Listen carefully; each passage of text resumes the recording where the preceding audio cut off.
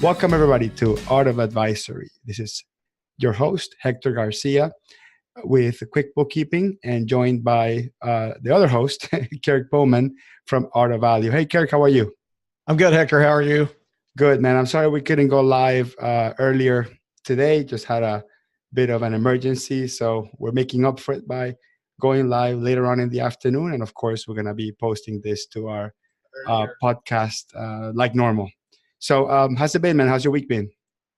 Pretty good. Getting a little busier. QB Connect's 2 weeks away. So, starting to get final order of slides in order, getting thoughts in order, practicing, going through the session, making sure, I'm not running over, not running under, taking this out, putting that in. You know how it works. You do slides, sometimes for these things 3-6 months in advance, and then you get up to a couple weeks, and that's really when you hash it out, even if it's something you've done before, because at least for me, I'm always constantly learning. So even if I give the same session with the same title at 2 different conferences 2 weeks apart, I'm going to wind up, they're going to be unique, and that's part of what I try to bring. I try to make sure I'm always growing and always bringing something new, even if somebody's sat through it before. So that's what I'm focused on. I'm looking forward to it. How about you? I know you've had a crazy week. Yeah, a lot of things going on. Had to take my wife to the urgent care today with step throat. So my first time seeing someone getting a penicillin shot in their butt. It was a new experience for me. And apparently it hurts. I've never been through that experience before. So that's why I had to cancel the live thing this morning. Anyway, so today's episode is going to be a little bit interesting. So this is our 36th episode, right? We've gone live in almost every one of them. We probably have pre-recorded 2 or 3 and posted them. We go live on Facebook. We also go and post it in our podcast.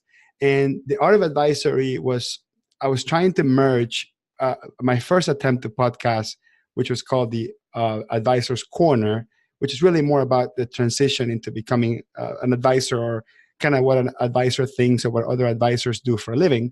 I wanted to demystify some of the concepts around what a business advisor or consultant is. And I became friends with Kirk over the last couple of years, who really all he talks about is value pricing, because that is his master area of expertise. So we wanted to merge the 2 concepts together, right? A person that does accounting and advisory sort of at the same time, and Kirk, who has his own business not related to accounting, but is great at value pricing and brings that into the table. So we try to avoid making this podcast about value pricing, because there already is a great podcast about value pricing, which is Kirk's. But we can't help it, because advisory or giving advice generally is a lot different than the traditional work, right? Because sometimes you can give one piece of advice that takes 10 seconds to think and come up with. That could be the greatest business shift for the person that you're giving advice to. So how do you price something like that? And sometimes you're giving advice over a long period of time, and it's just bad advice, and maybe they keep you because they like you, and then at some point you do give good advice, or the stars align and your advice actually starts coming through. So it is even more difficult to price, especially for accountants that are used to the traditional model of, I'm going to spend 3 hours and charge for 3 hours type of stuff. So I think it's only natural to hone down on the importance of pricing your services based on the outcome or the values that you create for your customers. So we're going to continue to be talking about value pricing, and I've done some value pricing webinars on my own. They're pretty small in scale, and I try to make it really practical, sort of spreadsheet based. But the biggest feedback I get is people want ongoing coaching, or they want something a little bit longer. So I asked Kirk to modify his current value pricing offering to adapt it to the sort of the small business accountant, bookkeeper, software advisor that's in the same boat as me. And we've actually, in the last episode, we kind of brainstormed about, how would that look like? And I think at this point, Kirk has something together, and he has an official offering that I think is going to be perfect for small business accountants and bookkeepers. So let's discuss that towards the end. And we want to just make today's episode themed around tracking costs, because I think that cost tracking is probably one of the biggest culprits of holding people back with value pricing. So Kirk, you want to add something to that before we start digging into cost tracking? Well, so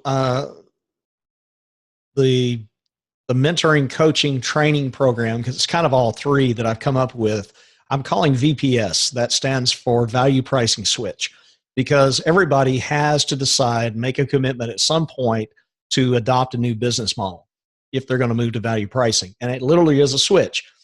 Unfortunately, it's not a switch like turning on the light. It's not something that you just flip the switch and it happens. It's something that is a transition over time. The switch is the decision you make, but the execution of that decision, of that commitment, happens over a period of 12 to 24 months. And so I put together a program that is going to be running basically 4 weeks over November, December, right after QBC, QuickBooks Connect. And you can find out more about that by going to artofvalue.com/VPS. I said VPC, but VPS, Value Pricing Switch, VPS. And we'll talk more about it a little bit later, but that'll at least give people an opportunity to go check that out if they're curious. So costs. Yeah, I'll throw the first salvo on this. Costs are irrelevant. What do you think? Well, costs, that's that easy, right? Here, costs are irrelevant. I'll unpack that, but that you can sum it up that way. Costs are irrelevant. Just like, no, that makes, of course, I think running a business is about innovating, marketing, capturing a client, creating loyalty, and managing your costs so you don't become insolvent or you run out of business. So I actually agree with you that doing the mindset shift of the process of value pricing in the switch component, you do have to put costs to the side, because they'll become so dominant in your thinking that it won't let you go through. Now, I'll qualify by saying costs are relevant, because if I have more costs than income, I can't run a business. But I think I agree with you that you should not allow costs to get in your way on the mindset shift of value pricing, especially when you're doing a switch. And I'll add a little bit more to that, so I'll let you unpack that. For folks just starting their business from zero, or folks creating a different division for their company, or coming up with a brand new service, for them to go to value pricing, it's easy because there's no that burden of being accustomed to doing it a certain way, or that burden of the thought process that your current infrastructure has a cost structure, and switching with that cost structure is going to cost you to lose money. So I want to recognize that for people starting from scratch, it's a lot easier to think about this than people that already have something set up, a specific clientele, a specific team with salaries and all that stuff. So yes, I agree with you. Costs for mindset shift should be put to the side. But of course, we don't want to be naive and say, don't worry, costs don't matter. But I'll let you unpack it, Kirk. So you throw it out there, you unpack it. Well, here's why I say costs don't matter. And let's clarify. So, I could talk about all business in general, but I don't want to do that. I want to narrow it down, and I want to talk about professional services. And particularly in this case, we're talking about accounting and bookkeeping. Although a lot of this conversation carries over to things such as law, development, design, those kind of things. But for the sake of this, we're going to focus really on accounting and bookkeeping.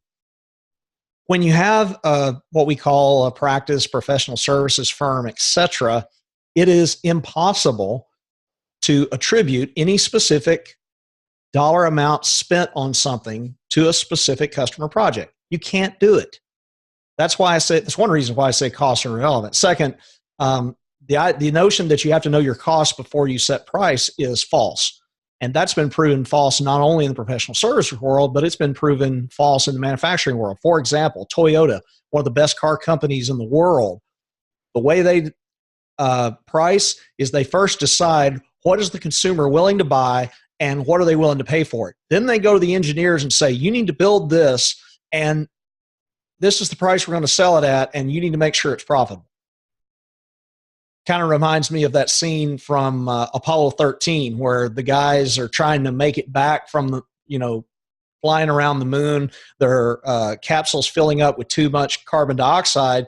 And the problem is the particular part of the spacecraft they're in the filter was designed for a round filter hole, but all they have is a square filter. And so literally there's a scene where they take all the engineers and they put them all in a room, and then they all get around this table and they said, look, the problem is the guys are running out of oxygen. We got to figure out how to give them more oxygen by taking this. And they hold up this square cube and they say, put it in this round hole. And then they take a bag and they dump it out on the table and they say, using nothing but that. The idea was that they had to figure out how to solve the problem. And then they had to walk 3 guys who were cold, sick, and had not slept in 3 days through the procedure on how to save themselves. So that's kind of the idea. You know, you determine what the result is and set the price. Costs come later. All right. You can't allocate go ahead. Just wonder if I can add something to that. So you got me wound up, so you got to jump in. I know. I got to unwind you a little bit. So yeah. So if you're running an accounting, I'm just gonna run the example, right? I'm running an accounting practice. I have maybe 2 employees. I have 100 customers I'm dealing with. Some I work on demand, right? They tell me do this and I do it and I charge by the hour. Some have a monthly engagement where they pay me a retainer and then I charge the hours that I use, and basically at the end of the month I tell them, hey, you owe me a little bit, or there's some credit towards your account.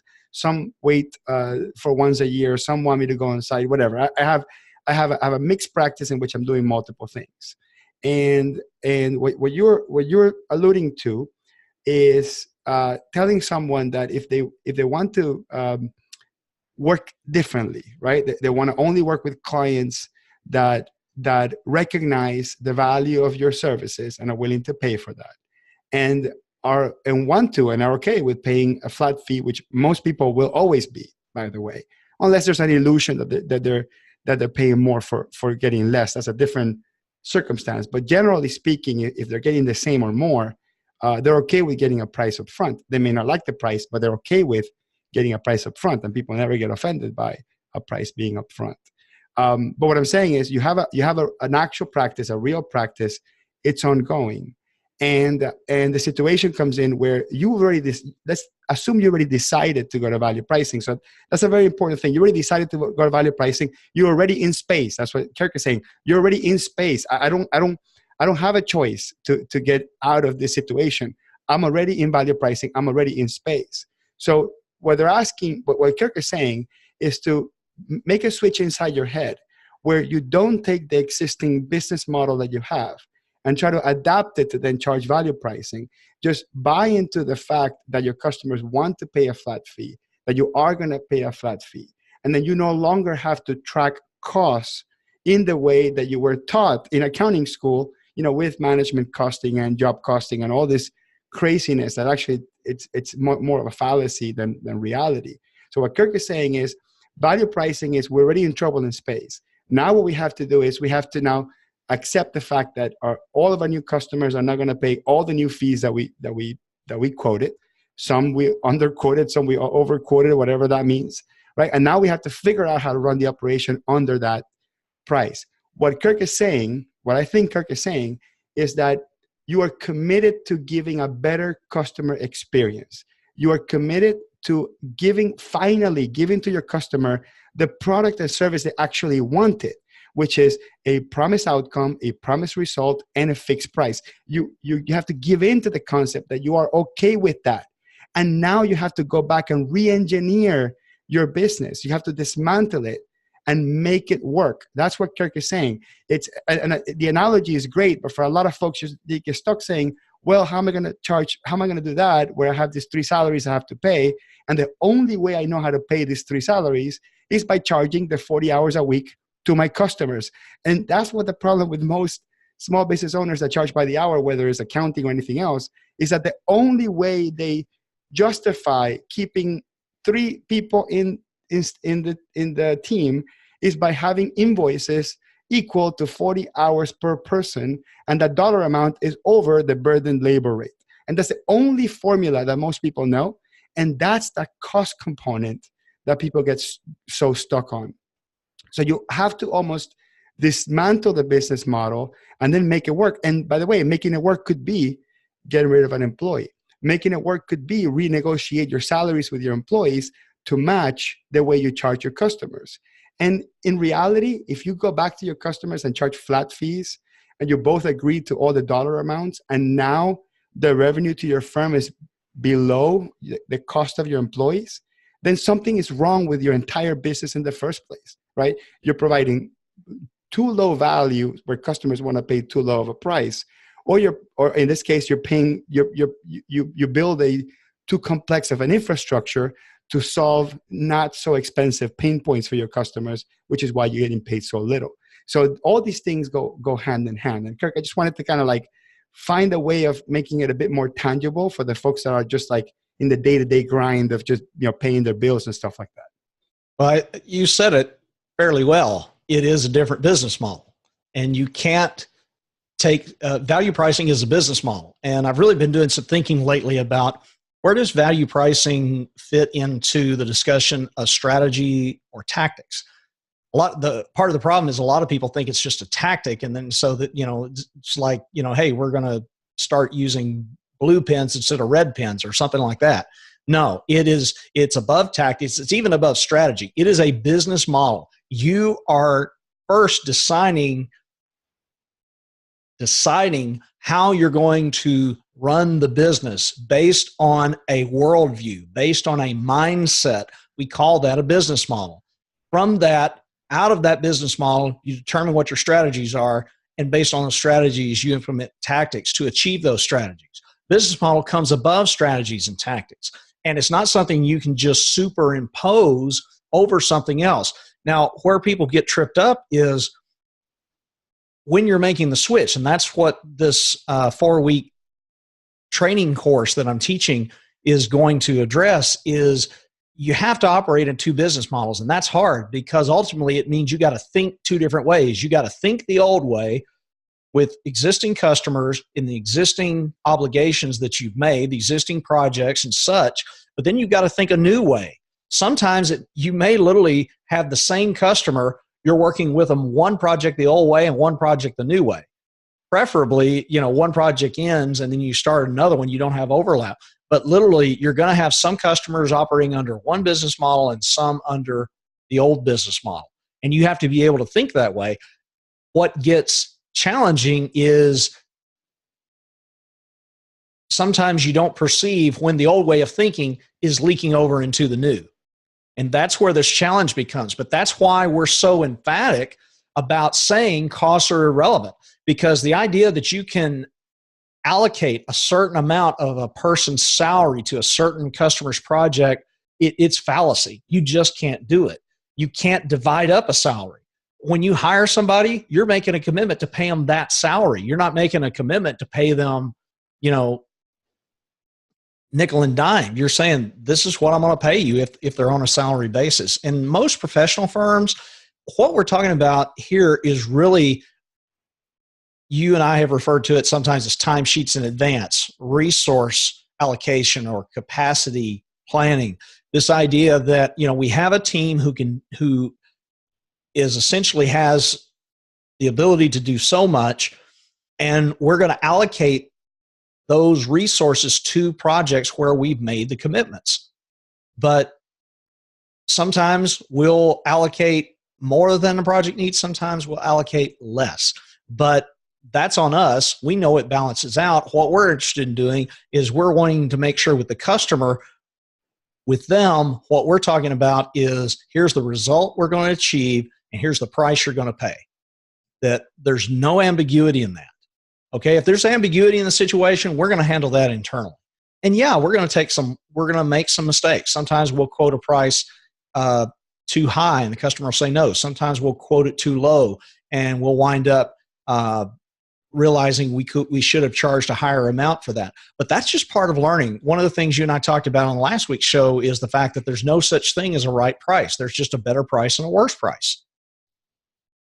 So this idea that we can track our costs and allocate it to any specific project, it's fallacy.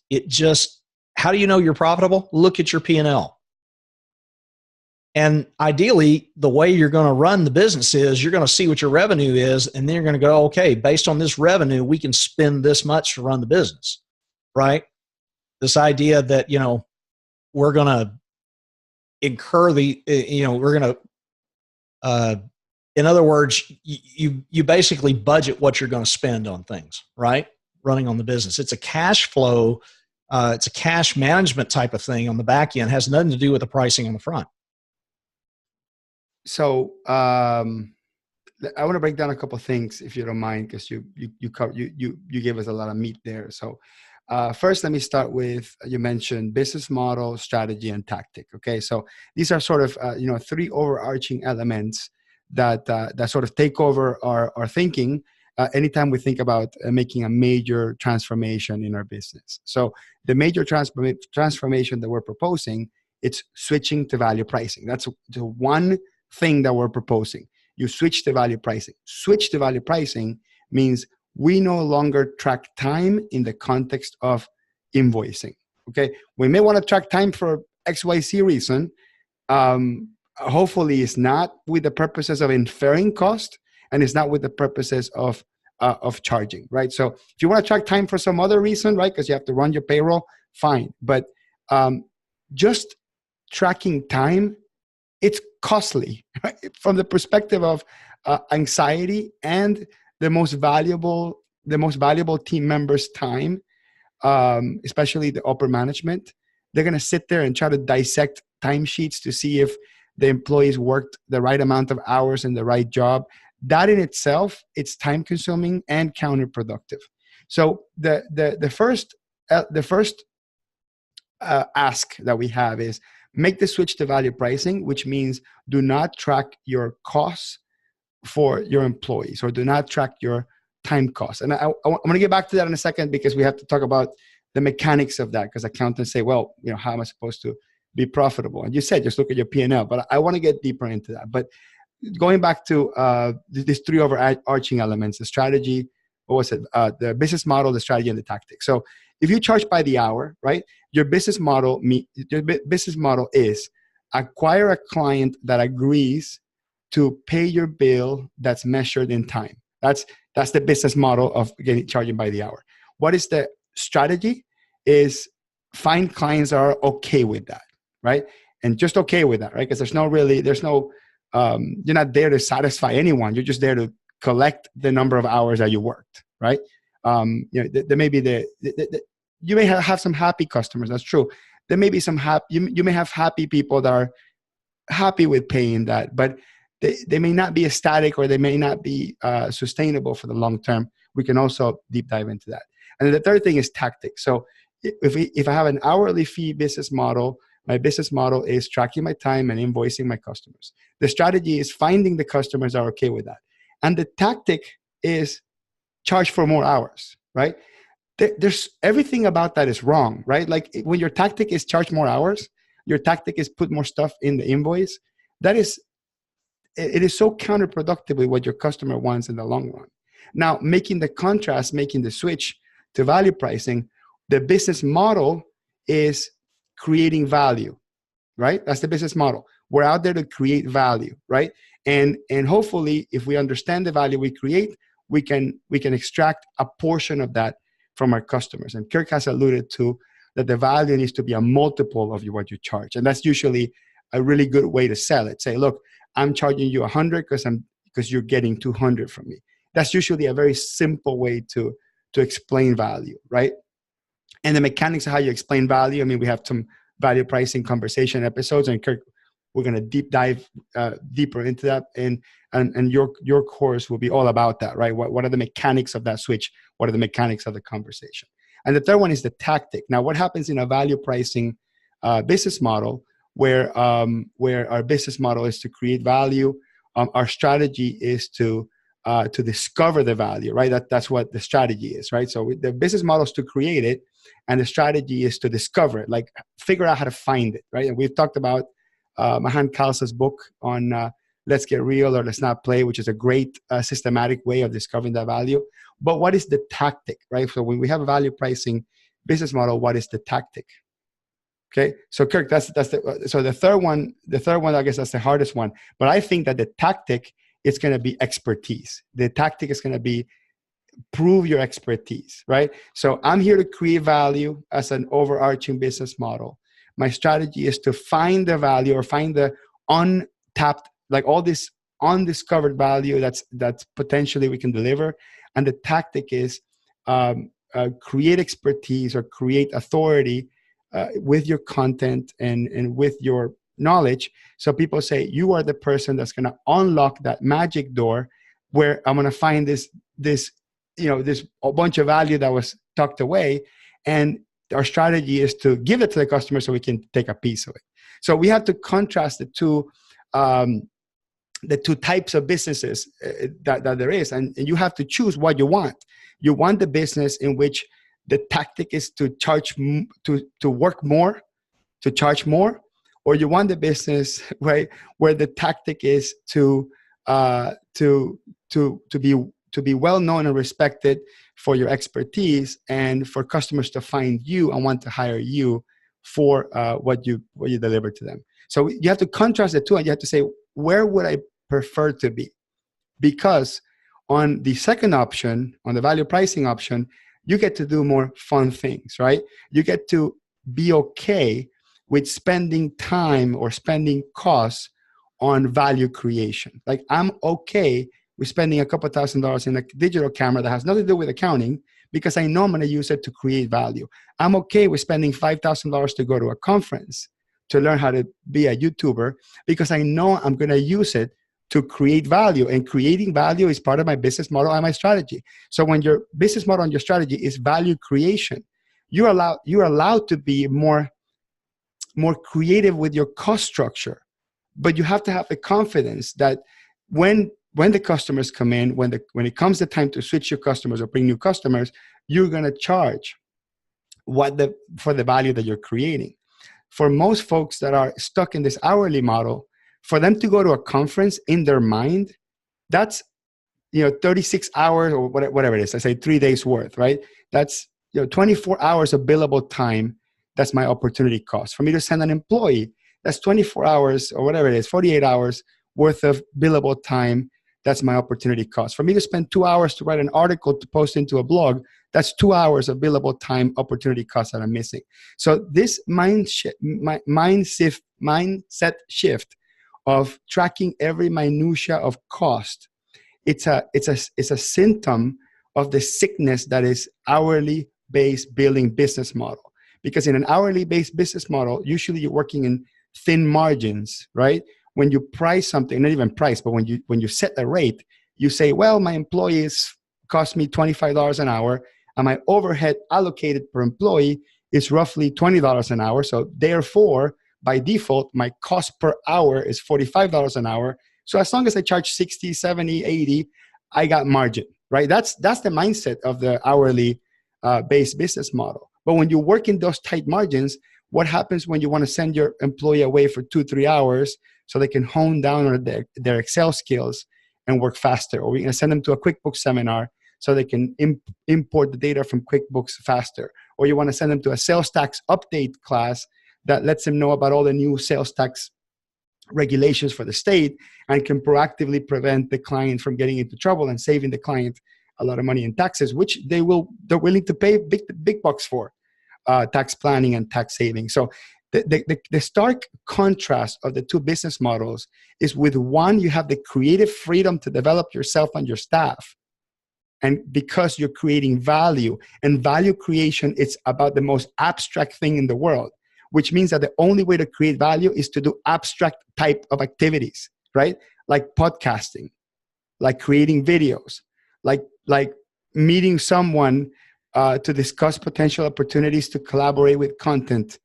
That type of stuff is abstract, and it doesn't fit anywhere in the hourly business model. But when you have the creative freedom and license to do that, the real amazing things happen. And now you have more opportunity for disruption and for changing things and for being dynamic enough to be able to also deal with other folks that are trying to disrupt your industry. So that was my version of your response of what you were saying. And I wanted to kind of bring it into tangible terms for the folks that are just kind of stuck with, well, the mathematics don't work, Hector. Well, I'm telling you, the mathematics work. Okay. Like, don't argue with me about this. I have a value pricing business, right? And I'm the most talented person, technically speaking, I'm the most talented person in my firm. That means that I have the capacity to charge the highest hourly rate for my technical skills. And I'm the least available because I'm spending time creating value in ways that adds value to the entire organization through videos, through whatever, right? And that's the reason why I adopted the value pricing model. It wasn't because Ron Baker said you're going to make more money. By the way, that's a great feature. But it was because I now have the creative license to do anything that fits my strategy, which is value creation. And that's the difference between cost tracking and value creation. And I'll end it with one quote that I heard somewhere, and I don't know who said it, and I Googled it, and I can't find it, so I'm not officially take credit for it, which is, you need to strive to be effective, even at the risk of being inefficient. Now, that only works if you know what being effective means. And in order to know what being effective means, you have to know what your customers value. And that's it. It's that simple. If you know what your customers value and you're effective at giving that value, trust me, the dollars come. The business comes. The money comes. Because there's so many crappy providers out there of any services that don't create value. They just invoice people. That when people start getting fed up and they find the one provider where the number one goal and strategy is to create value, they want to latch to that. And anytime they have extra money, they just throw it at them because I don't want that person to leave. And that happens to me all the time. Customers just want to throw money at me because they don't want me to go anywhere. Because my one goal in life is to create value for them. And that has nothing to do with cost tracking. And value is unmeasurable. So you can't take cost tracking and value and compare the two things. I think that they're actually at odds with each other. So you also got me riled up. Well, good. It's about time. Yeah. Well, he took 36 episodes. No, I'm joking. But, the other thing I think we need to do is, we keep talking about what time is not. Okay. We keep saying time is not a cost. Time is not a cost. Well, we need to talk about what time is. What time really is a constraint. Meaning, time is a delivery window. We tell the customer we want to achieve this result. The customer doesn't care how much effort it takes us to achieve it as long as we deliver it when we said we're going to deliver it. Time is a constraint. You use the example of sending an employee to a conference. It's a constraint because they can only do one activity at a time. They can't be two places at once. Time is a constraint. It is not a cost. You can't spend time. You just decide how you're going to use that. And in doing so, time becomes the constraint. When you invest yourself going to a conference, you're making a choice that time is going to be used in that area. Well, by definition, it's a constraint because you can't use that time to do anything else. That's, no matter can't be in two places at the same time. Time is literally a constraint. It is a resource that you have to allocate and be aware of. But I hate calling it allocate because that sounds like ours again. But it's I'm not saying you don't plan your capacity, right? Once you have a project, you say, okay, we told the customer we're going to deliver this in 90 days. And so we probably need, somebody to work on it, this week and next week and then see where we are. You do have to kind of plan your timesheets in advance to get to where you're going. But the idea that after the time that we're going to, number one, track the time, and then number two, look at it afterwards to make any decisions, you can't make decisions once you have chosen what to do at that time. It's gone. You can't get it back. Looking at how you spent your time in arrears, it's just like reading a history book. You can't make any relevant decisions based on that. You have to make decisions looking out into the future. Now, can you use historical experience to make better judgment? Certainly you can. But you can't make judgment on historical information. You can only make judgment about future possibilities. And to add on to that, there was a quote by Deepak Chopra, and I'm paraphrasing here because I'm really looking researching exactly what the wording that he used.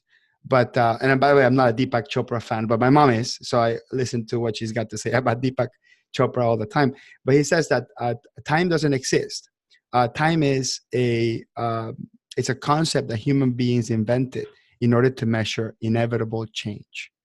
So time is this thing that you can't control, you can't see. Time is just how we measure how the earth turned, right?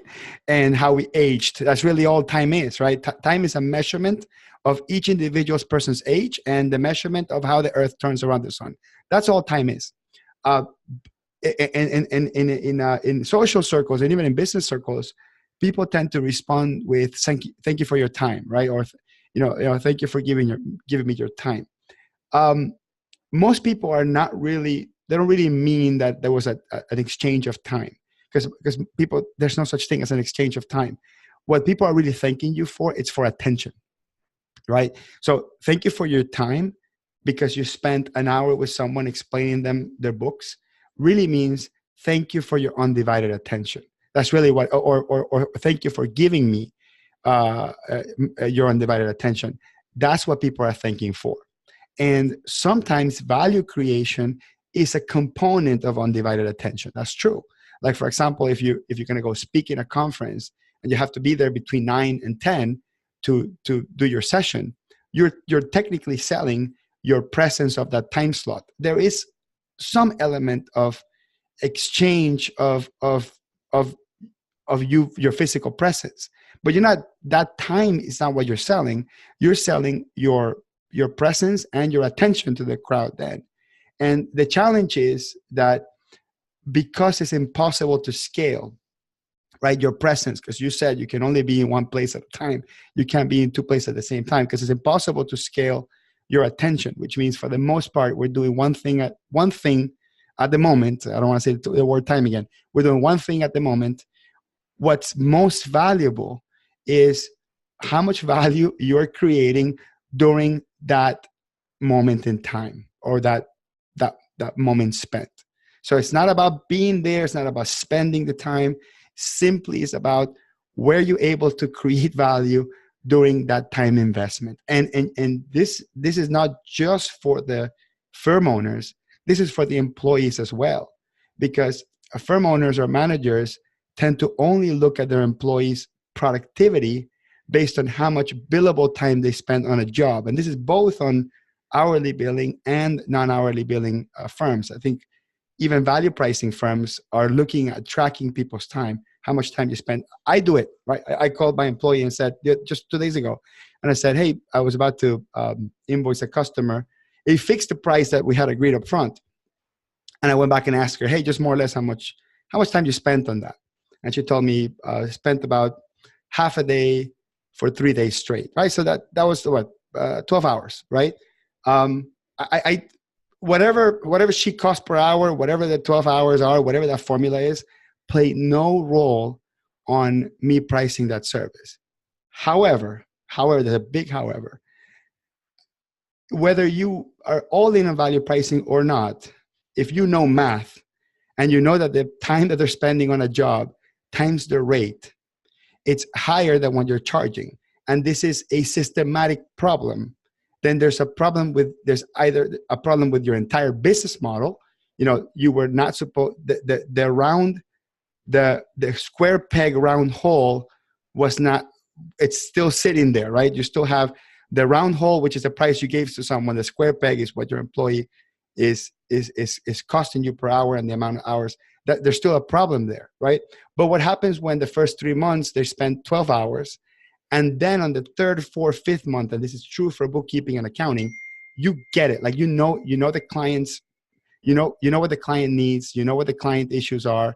You're able to quickly assess, what is it that they were trying to do. All these things were happening simultaneously that allowed that person to go from 12 hours per month on a job to now possibly 2 hours per month on a job, because it clicked. So were you going to judge the profitability of that job because the first couple of months it took more hours times the rate than what you were getting paid? Or are you going to judge overall, looking at it from a faraway view, can I overall turn a profit as long as I become effective over time? And that's really the challenge that most accountants have. They look at a very short-term measure of rate times hours minus how much I'm charging for the job. And if that's not a positive number, people automatically just turn off from value pricing. Yeah.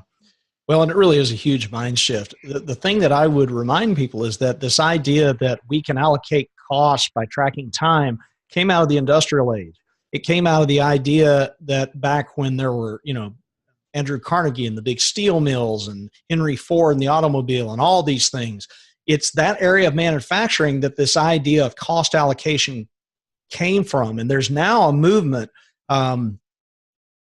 in some areas of accounting, both in the professional space and the academic space, that even this idea, cost accounting in manufacturing is flawed. In fact, there's a book out there by Reginald Thomas Lee, who's one of the VeraSage fellows, called Lies, Damn Lies, and Cost Accounting, or the Death of Cost Accounting, something like that. But he's basically taking he's got a whole book where he's just taking cost accounting apart. And he's not just doing it on the professional services side, he's doing it across the board.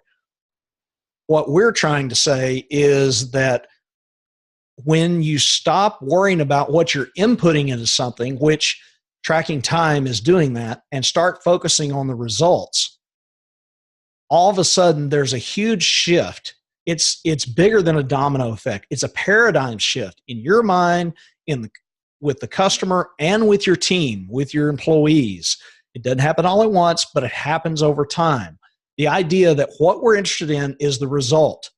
We're interested in the customer achieved this with our help, and as a reward for helping them, we were paid Y. And we can always on the backside look and go, hey, did we have the proper balance of value created for the customer to the price we captured for that? And that's something that you need to be looking at if you're running your business based on a value model. You need to look at that after the fact and go, did we create more value than we thought we would? Did we create less? Could we have captured more in the price, etc.? But those are things you look at, and then based on that, you improve moving forward. So I want to get back to VPS, the value pricing switch. So here's what we're doing. We're going to run this for 4 weeks, starting the second week in November, because the first week is going to be QB Connect, and you and I will both be out there teaching sessions. Now, I should probably add, Hector's actually not teaching part of VPS, but you never know. He might pop in here or there and say hi. But I'm going to be, each week, I'm going to teach 3 sessions. Okay, I'm going to teach one session, I'm going to train for a session, and I'm going to coach for a session. Here's how that's going to work. I'm going to have a certain amount of core content that I want to cover each week. And I'm going to do that during the first session. It's going to be on Monday of each week. I'm going to cover that core content. Then I'm going to come back on Wednesday, and we're going to go through a real-life case study that implements that content. I'm going to walk you through it. We're going to see, okay, how was the content applied? How were the decisions made? What was the outcome, etc. So we're going to essentially take what we've learned in the classroom and try to apply it, see after the fact in a case study how it was applied. And then the third part, so the first part teaching, second part training, third part coaching, that's going to be Q&A, where students are going to be able to bring in the scenarios they're dealing with, ask me questions, but also dialogue with each other. We're also going to have a 24/7 chat room, so that if you're not online during one of those sessions and you still need help, you can get it. The sessions will all be recorded. You'll be able to view those, so in case you're not able to attend one of them. And there's also some bonuses that I'll mention. For the first 10 people that sign up, you're going to get 2 private coaching sessions with me in addition to whatever is in the 4 weeks. If you're one of the second group of 10, like 11 through 20, you're going to get 1 private session with me. So there is a pretty big incentive out there to sign up, be one of the first ones, because I'm only offering a limited number for both those bonuses. And that's something, as long as you're one of the first 10 or the first 20, you're going to qualify for that. Hector, anything else that I didn't address about that, or questions, kind of wrap it up for us? I'll bring it home because I know you have to go. So for 4 weeks, there's going to be 2 to 3 sessions a week that you'll be teaching. I assume they're going to be about an hour long. So you have to allocate some of the time for this. Did you mention the price? I wasn't sure if you mentioned the price. I did not. I guess I should, since we're talking about pricing, I should. It's $500. Okay, so $500 one-time fee includes this 4 weeks of training, and what you're going to learn is all the mechanics of switching. If you already have a running accounting practice and you're charging by the hour, how do you go through and what you need to do and change in order to, by 2019, right, start a new year with a full value pricing firm. Is that right? Is that a question or a comment? Sorry. No, just a comment on a question, right? Okay, all right. I was just summarizing. And I'm personally not involved. This is Kirk's thing. If I was involved, we would probably charge double, so each of us can get compensated. So Kirk will do this on his own, and I may show up in one of the other ones. But if I do, I would probably just be bothering because Kirk actually is the expert at this stuff. So I like to wrap it up with one thing, and I think that I've been trying to say this for a very long time. I've been trying to coin this phrase. I'm going to use this whole setup to coin this phrase, and it is. Everybody hears you have to spend money to make money, right? Everybody has heard that. You got to spend money to make money. The phrase I want to coin is you have to create value to make money. And if that's something that you understand, and that's something that clicks with you, it's not you have to spend money to make money. You have to create value to make money. If that clicks with you, then you're ready to make the whole entire business model and mindset shift. So that's it for us. Thank you very much, and we'll see you next week.